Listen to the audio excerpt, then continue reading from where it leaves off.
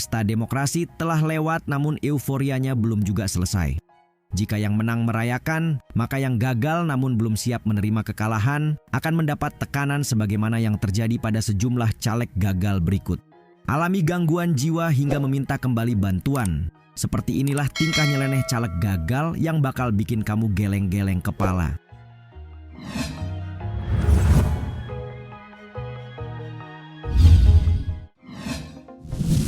Pakai jas tiap hari.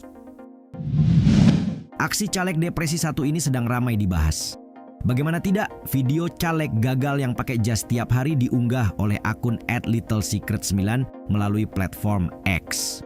Dalam video tersebut terlihat pria paruh baya dengan setelan jas lengkap dengan dasi dan peci.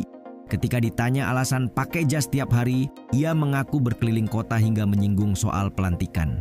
Sang istri yang mendampingi pun hanya bisa menangis dan memintanya untuk istighfar. Sementara oleh si suami dijawab dengan permintaan maaf. Kemudian dengan legowo sang istri mengaku menerima keadaan sambil mengatakan, uang masih bisa dicari, yang terpenting adalah kesehatan.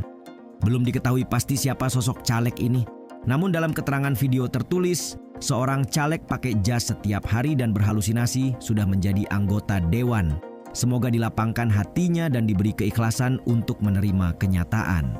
Netizen yang melihat hal tersebut pun sontak merasa iba dan mendoakan kesembuhan sosok caleg gagal ini.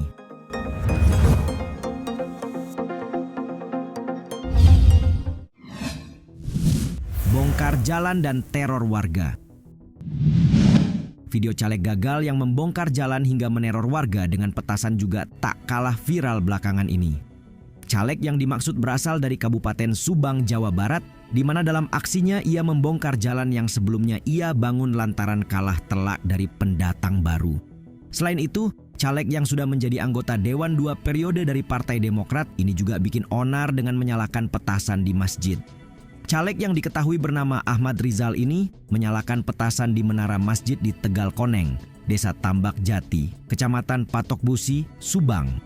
Aksi teror petasan ini bahkan dilakukannya siang dan malam bersama pendukungnya di sejumlah titik yang perolehan suaranya anjlok.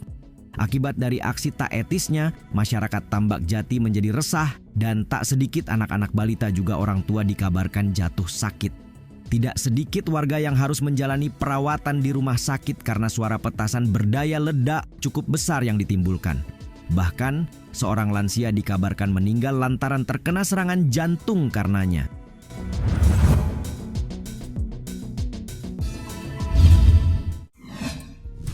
Suruh warga bongkar makam.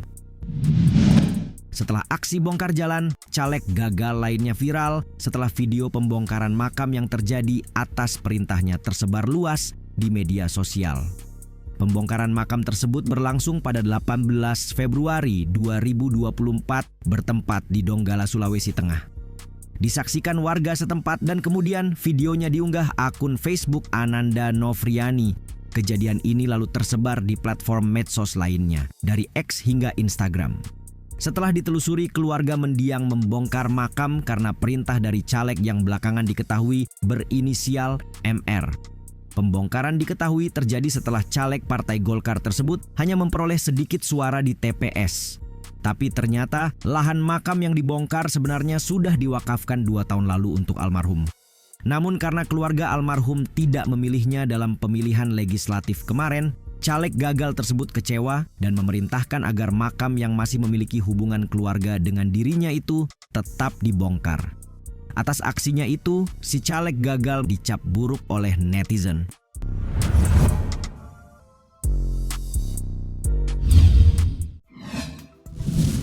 Tutup jalan.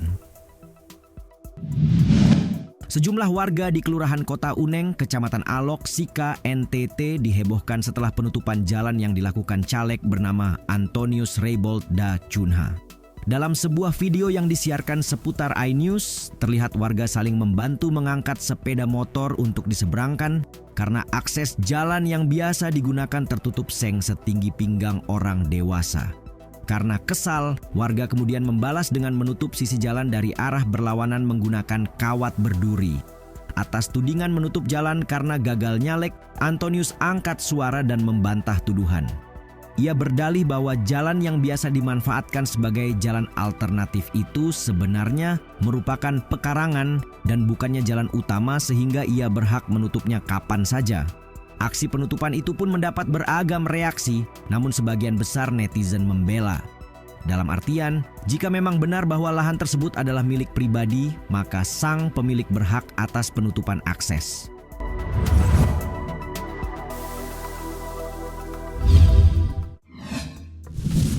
Bongkar rumah warga. Pembongkaran rumah karena perkara caleg gagal juga menjadi warna tersendiri dalam pemilihan umum tahun ini. Bagaimana tidak, pada 16 Februari lalu seorang warga bernama Pihan harus membongkar rumah kayunya di Kabupaten Empat Lawang, Desa Talang Benteng, lantaran diusir oleh pemilik tanah yang merupakan keluarga seorang caleg. Menurut narasi yang beredar, keluarga dari caleg tersebut meminta Pihan untuk segera pindah rumah karena hanya mendapat 200 suara. Ia bahkan hanya diberi waktu 1 hari sehingga warga ramai-ramai membantu membongkar rumah agar segera pindah dari tanah tempat ia menumpang selama ini. Kemudian di tempat berbeda, 2 keluarga miskin di Pandeglang, Banten juga diusir oleh pemilik tanah karena dianggap tidak mencoblos caleg tertentu. Kejadian ini bermula ketika pemilik tanah yang merupakan tim ses caleg menuduh 2 keluarga tersebut tidak mengikuti arahannya. Menurut keterangan pihak yang diusir, mereka diberi uang Rp30.000 dan harus mencoblos caleg berikut bukti video harus disertakan.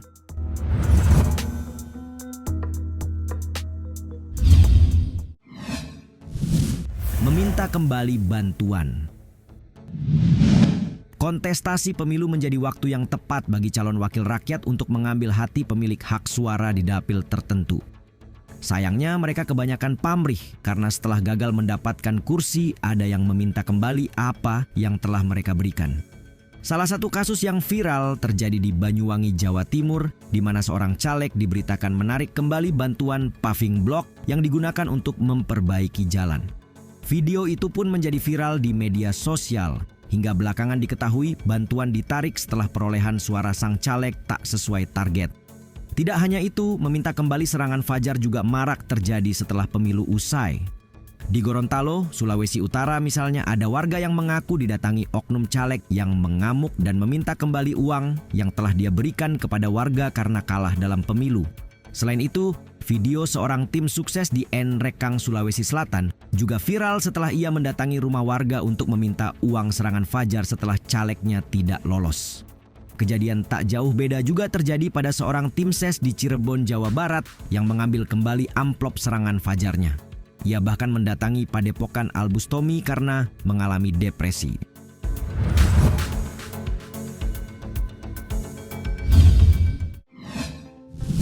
Alami stres dan gangguan kejiwaan. Ada satu fenomena menarik yang selalu terjadi pasca pemilu, di mana sebuah yayasan milik Al-Bustami yang dikenal sebagai Padepokan Anti Galau di Cirebon, Jawa Barat selalu ramai dikunjungi caleg gagal. Namun yang terjadi baru-baru ini jauh lebih ekstrim. Sebab bukan hanya caleg yang depresi melainkan tim sukses juga tak bisa lolos dari besarnya tekanan akibat gagal dalam kontestasi politik. Pada 18 Februari lalu, salah satu pasien yang merupakan tim ses caleg menjalani terapi pengobatan. Ia mengeluarkan ungkapan kekecewaan hingga berteriak karena merasa perjuangannya tak sejalan dengan hasil yang ia peroleh di lapangan. Padahal ia telah berjuang keras dari jauh-jauh hari sebelum dilaksanakannya proses pemungutan suara. Caleg yang dimaksud pun turut serta mengantarkan tim sesnya yang mengalami depresi dan selama proses pengobatan berlangsung, caleg itu juga terlihat beberapa kali berusaha menenangkan tim sesnya.